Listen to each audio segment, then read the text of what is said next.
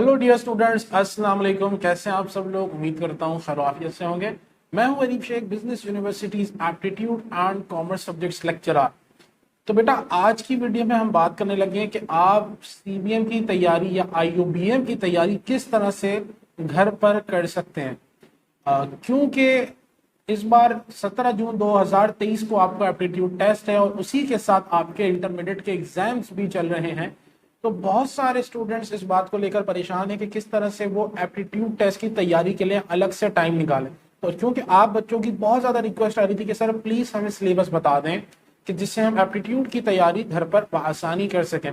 तो बेटा, मैं आज आपके साथ ये सीबीएम के अंदर जो 6 सेक्शंस आते हैं उनके हवाले से जरूर डिस्कस करूंगा कि आप किस तरह से घर पर तैयारी कर सकते हैं। तो चलिए वीडियो में हम स्टार्ट करते हैं और हम अपने उन 6 सेक्शन जिनका मैंने कहा जो सीबीएम के टेस्ट में आते हैं उनको डिस्कस कर लेते हैं। तो बेसिकली 6 सेक्शन है सीबीएम के एप्टीट्यूड टेस्ट के। जो सबसे पहला हमारे पास पार्ट है वो है वोकैबुलरी का।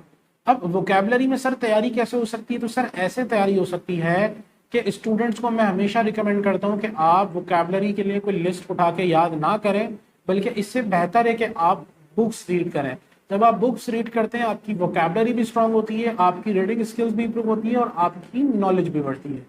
अलबत्ता इसके बावजूद अगर आप ये नहीं कर सकते, मेरा मशवरा तो पहले यही है कि आप ये करें। तो हमारे पास एक हॉट लिस्ट होती है वोकैबुलरी की जो हम आपको प्रोवाइड करते हैं अगर आप हमसे तैयारी करते हैं। हमारे पास जो है वो हॉट वोकैबुलरी की एक लिस्ट होती है जो मैं अपने उन स्टूडेंट्स के साथ शेयर करता हूँ जो मेरे बैचेस में एडमिशन लेते हैं या वो मेरे से ग्रुप ट्यूशंस ले रहे होते हैं। तो मैं उनके साथ वो हॉट वोकैबुलरी लिस्ट शेयर करता हूँ। अगेन हॉट वोकैबुलरी लिस्ट में शेयर भी करता हूँ, लेकिन फिर भी मेरा मशवरा यही होता है कि आप खुद से बुक्स रीड करें, क्योंकि उससे जो वोकैबुलरी आपकी इंप्रूव होगी वो ज़्यादा आपके लिए स्ट्रॉन्ग पॉइंट होगा बानिस्बत इसके कि आप वोकैबुलरी याद करें। क्योंकि इंग्लिश में कोई 1000, 2000, 3000 वर्ड्स नहीं, दुनिया में हज़ारों वर्ड्स हैं और वो आप तभी स्ट्रॉन्ग कर सकते हैं जब आप इंग्लिश बुक्स रीड करें, इंग्लिश न्यूज़पेपर्स रीड करें। अच्छा सर, कौन से न्यूज़पेपर्स या मैगजीन्स रीड करने? तो सर आप पाकिस्तानी अखबार डॉन को आप रीड करना शुरू कर दें। और अगर हम इंटरनेशनल मैगजीन्स या न्यूज़पेपर्स की बात करें तो आप जो है Harvard business review, the economist, the New Yorker, the New York times, इनको रीड करें, जिससे आपकी रीडिंग स्किल भी इंप्रूव होगी। और इवन समटाइम्स ऐसा होता है कि आपके एप्टीट्यूड टेस्ट के अंदर डायरेक्ट पैराग्राफ इन मैगजीन से निकल के आ जाता है। अच्छा सर, पार्ट 2 की जानिब चलें तो पार्ट 2 जो हमारे पास होता है वो स्ट्रक्चर एंड रिटन एक्सप्रेशंस का होता है। अब इसमें क्या होता है कि आपके पास एक 1 लाइन सेंटेंस या 2 लाइन सेंटेंस आ जाता है, लेकिन उसमें जो प्रॉब्लम होती है वो ये होती है कि उसमें ABCD करके अंडरलाइन किया हुआ होता है उन्होंने सेंटेंस को कई जगहों पर, और उसमें कोई एक एरर होता है जो आपने आइडेंटिफाई करना होता है, तो सिंपली वो आपका आंसर हो जाता है। अब इसके लिए सर आपकी ग्रामर स्ट्रांग होनी चाहिए। इसमें आपका प्रीपोजिशन भी लग सकता है, कंजंक्शन भी लग सकता है, एडवर्ब भी लग सकता है, वर्ब का एरर भी हो सकता है, सब्जेक्ट वर्ब एग्रीमेंट का भी एरर हो सकता है। तो सर अब इस ग्रामर के लिए क्या करें? तो देखें बेटा, ग्रामर के लिए आप मेरा मशवरा ये है कि जो भी आपने बचपन से लेके अभी तक ग्रामर पढ़ी है उसे रिकॉल करें, रिव्यू करें, क्योंकि और जो मैंने टॉपिक्स लिए इनके हवाले से रिसर्च करें। लेकिन अगेन जैसे कि मैंने कहा कि जो हम एप्टीट्यूड के अंदर स्पेशली पढ़ाते हैं इंग्लिश को, वो काफ़ी अलग होती है उससे कि जो आप इससे पहले पढ़ते हैं, क्योंकि एप्टीट्यूड में बहुत सारी ट्रिक्स चलती हैं जो कि आपके एकेडमिक एग्जाम्स में वैलिड नहीं होती। तो अगेन उसके लिए भी यहाँ पर थोड़ी आपको प्रॉब्लम देखने को मिल सकती है। अगर अब हम चलें पार्ट 3 की जानिब अपनी, जो कि हमारे पास रीडिंग कॉम्प्रीहेंशन है, तो सिर्फ रीडिंग कॉम्प्रीहेंशन के लिए जैसा कि मैंने वोकैबुलरी वाले पार्ट में कहा कि आप बुक्स रीड करें। अगर आप बुक्स रीड करेंगे तो आपका कॉम्प्रीहेंशन वाला पार्ट भी आपका ईजी हो जाएगा। और मैंने सीबीएम के ऊपर प्रॉपर एक वीडियो बनाई हुई है कि किस तरह से एप्टीट्यूड टेस्ट का पैटर्न होता है और किस तरह से चलता है। अगर आपने वो नहीं देखी तो आप वो वीडियो देख लीजिएगा, मैं ऊपर आपको यहाँ आई बटन में उसका लिंक दे दूंगा। उसमें बाकायदा मैंने हर पार्ट के, हर सेक्शन के एक एक सवाल के स्क्रीनशॉट भी अटैच कर दिए वीडियो में, जिससे आपको आसानी होगी है देखने में कि किस तरह के वो सवालात हैं। तो अच्छा सर, पार्ट 3A जैसा कि मैंने कहा कि वो रीडिंग कम्प्रीहेंशन होता है, तो पार्ट 3 का जो B पार्ट है, सब पार्ट, उसके अंदर आपको देखने को मिलती है राइटिंग एबिलिटी। जिस तरह से मैंने आपको कहा कि स्ट्रक्चर एंड रिटन एक्सप्रेशन में आपको अंडरलाइन किया हुआ होता है कुछ वर्ड्स को, उसमें एरर होता है, लेकिन राइटिंग एबिलिटी वाले पार्ट में यहाँ बेसिकली एक फिल इन द ब्लैंक्स वाला मामला होता है और वहां पर कोई चीज आपने लगानी होती है जो ऑप्शंस में आपको गिवन होती है। और अगेन ये भी ग्रामर वाला पार्ट है, फर्क इतना है यहाँ आपने फिल करना है बेसिकली, और वहां पर जो return and structure and return expression वाला पार्ट था उसमें एरर आइडेंटिफाई करना होता है।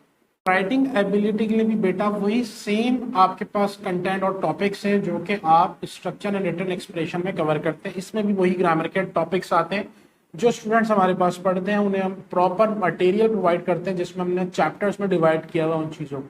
लेकिन क्योंकि आपके पास टाइम नहीं है तो आप जो भी ग्रामर आपने आज से पहले पढ़ी है सिर्फ आप उसको रिकॉल करने, ये आपके लिए फायदेमंद होगा। क्योंकि अगर आप ऐसे इंटरनेट पे पढ़ने चले जाएंगे तो उसमें बहुत सारी चीज़ें इररेलेवेंट भी हो सकती है। बात कर लें हम हमारे पार्ट 4 की, जो कि हमारे पास प्रॉब्लम सॉल्विंग का पार्ट है, या इसको आप कह लें कि मैथ्स के आपके अगर क्वेश्चन होते हैं, ये आपका सबसे इम्पॉर्टेंट पार्ट है। क्योंकि अगर वो बच्चे जो इंग्लिश में अच्छा परफॉर्म नहीं करते तो उन्हें सीबीएम फिर भी एडमिशन दे देती है on the basis of maths. बस उसका ये होता है कि जब आपका एडमिशन हो जाएगा तो आपको जो है वहाँ पर फाउंडेशन इंग्लिश का कोर्स मिलता है, फंक्शनल इंग्लिश का कोर्स फिर वो आपको नहीं देते, या अकेडमिक इंग्लिश का नहीं देते, फाउंडेशन का देते। तो मैथ्स का जो आपका जो पार्ट है वो आपने करना बहुत अच्छा करना बहुत ज़रूरी है।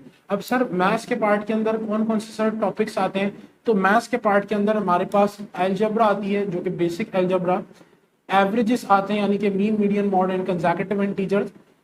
अच्छा, इसके बाद हमारे पास जो तीसरा है वो है ratio, proportion and percentages, fractions, basic geometry, probability के क्वेश्चंस होते हैं और काउंटिंग टेक्निक्स के क्वेश्चन होते हैं, और सिंपल बॉड मास के ऊपर बेस करते हुए भी कुछ बेसिक प्रॉब्लम्स होती है। तो अगर आप ये चीज़ें कर लें मैथ्स में तो इंशाल्लाह आपका टॉपिक आपका मैथ्स का पोर्शन अच्छा हो सकता है। और अगेन कि इसमें टाइम की बहुत कम होता है आपके पास और क्वेश्चंस आपके पास बहुत ज़्यादा होता है, तो ये भी एक चीज़ एक देखने वाली है। अगर आप ये टॉपिक्स कवर कर लें तो इंशाल्लाह आपकी खुद से अच्छी तैयारी हो सकती है, जो मैंने मैथ्स के टॉपिक्स बात की। अच्छा, अगर अब हम चलें अपने पार्ट 5 की जानिब, तो ये पार्ट 5 हमारे पास नंबर या लेटर सीरीज का होता है।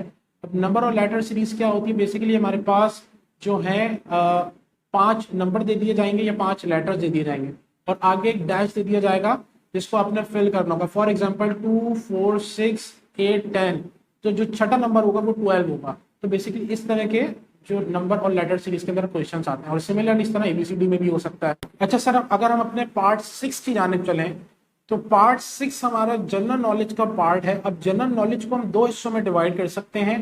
एक जनरल नॉलेज रिलेटेड होती है पाकिस्तान से और एक जनरल नॉलेज रिलेटेड होती है बाकी दुनिया से। तो अब इसके लिए जनरल नॉलेज के लिए सर कैसे तैयारी कर रहे हैं, तो देखें जनरल नॉलेज के लिए आपको ये सारी चीज़ें पता होना चाहिए। पाकिस्तान का नेशनल बर्ड कौन सा है, पाकिस्तान का नेशनल फ्रूट कौन सा है, पाकिस्तान में पाकिस्तान किन चीज़ों की एक्सपोर्ट करता है, पाकिस्तान किन चीज़ों की एक्सपोर्ट इंपोर्ट करता है, पाकिस्तान के मिनिस्टर्स के आपको नाम पता होना चाहिए, पाकिस्तान का कैपिटल क्या है, पाकिस्तान की थोड़ी हिस्ट्री से रिलेटेड क्वेश्चंस। अच्छा, अगर दुनिया की बात करें तो इसमें ये हो सकता है कि मिसाल के तौर पर अमेरिका के प्रेसिडेंट का नाम क्या है, मलेशिया के प्रेसिडेंट का नाम क्या है, तुर्की के प्रेसिडेंट का नाम क्या है, जापान की करेंसी क्या है, श्रीलंका की करेंसी क्या है।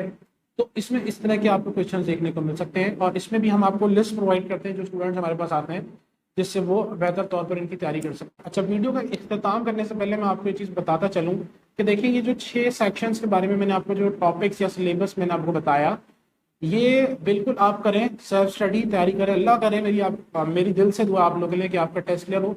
लेकिन जो आप सेल्फ स्टडी करते हैं और वो तैयारी जो आप किसी ट्यूटर या किसी सेंटर से करते हैं उसमें बड़ा फर्क होता है। क्योंकि जब हम पढ़ाते हैं यानी टीचर्स, तो हमें पता होता है कि कौन सा क्वेश्चन आ रहा है, कौन सा क्वेश्चन पेपर में अटैम्प्ट हो सकता है। क्योंकि एप्टीट्यूड के अंदर बेसिकली 3 तरह के क्वेश्चंस आते हैं, इजी, मीडियम और हार्ड। आपने इजी और मीडियम ढूंढ ढूंढ के निकाल के करने होते हैं। इजी क्वेश्चंस हर बच्चा सही करके आता है, मीडियम वो क्वेश्चंस होते हैं जो आपका गेम बनाते हैं या आपका बिगाड़ते हैं, और हार्ड वो क्वेश्चंस होते हैं जो सिर्फ और सिर्फ आपका टाइम जाया करते हैं, तो आपने छोड़ने होते हैं। तो इन हार्ड, मीडियम और इजी क्वेश्चंस की आइडेंटिफिकेशन ये आपको एक टीचर सिखा सकता है या आप खुद नहीं सिखा सकते। तो हम अपने एक्सपीरियंस से ये चीज़ें बच्चों को सिखाते हैं। ऐसा हरगिज नहीं है कि आप बच्चे वीक होते हैं या आप बच्चे अच्छा परफॉर्म नहीं कर सकते। आप सब बच्चे बहुत इंटेलिजेंट होते हैं। सिर्फ फर्क इतना है कि जैसे मैंने कहा कि अकेडमिक एग्जाम्स जैसे आप इंटर मैट्रिक करते हैं और एप्टीट्यूड में बड़ा फर्क होता है। अकेडमिक एग्जाम्स में आपने हाई स्कोर करना होता है, पूरा सिलेबस कवर करना होता है, अच्छा ग्रेड लाना होता है।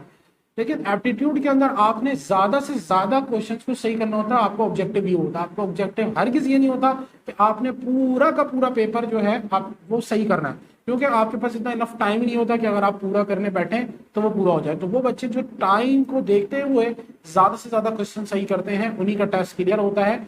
और यहाँ पर आपका टीचर ही आपकी हेल्प कर सकता है कि किस किस तरह के क्वेश्चंस आपने अटेम्प्ट करने हैं पेपर में और किस किस तरह से छोड़ने हैं, और ये हम प्रैक्टिस से स्टूडेंट्स को इस काबिल करते हैं। और जैसा कि मैंने आपसे अर्ज किया कि आपका जो टेस्ट वो 17 जून 2023 को है, तो आप ये बहुत ही कम दिन रह गए। तो अगर आप ऐसे में ग्रुप कोचिंग चाह रहे हो, यानी आप 4-5 दोस्त एक जगह पर जमा हो जाए, तो आप मुझसे कांटेक्ट कर सकते हैं। अगर मेरे पास टाइम होगा तो मैं खुद आपको पढ़ा दूंगा, या आप मेरी लोकेशन विजिट कर लें, या मैं आपको कोई ट्यूटर रिकमेंड कर दूंगा। वैसे तो हमारे पास प्रॉपर हर बार बैचेस स्टार्ट होते हैं एप्टीट्यूड टेस्ट के, लेकिन वो क्योंकि अब क्लोज हो चुके हैं और वो चल रहे हैं, उनका भी सिलेबस कंप्लीट होने वाला है, तो अब ऐसे में आपकी स्पेशल रिक्वायरमेंट के ऊपर हम आपको होम ट्यूशन या ग्रुप कोचिंग प्रोवाइड कर सकते हैं। उस सिलसिले में आप कांटेक्ट कर सकते हैं। किस बेटा मेरी अगर ये वीडियो आप फ्यूचर में देख रहे हैं तो फ्यूचर के टेस्ट के लिए भी आप मुझसे कांटेक्ट कर सकते हैं, हमारे प्रॉपर बैचेस स्टार्ट होते हैं। अच्छा बेटा, तब तक के लिए आप मुझे दीजिए इजाजत। अपना और अपने प्यारों का बहुत ज्यादा ख्याल रखें।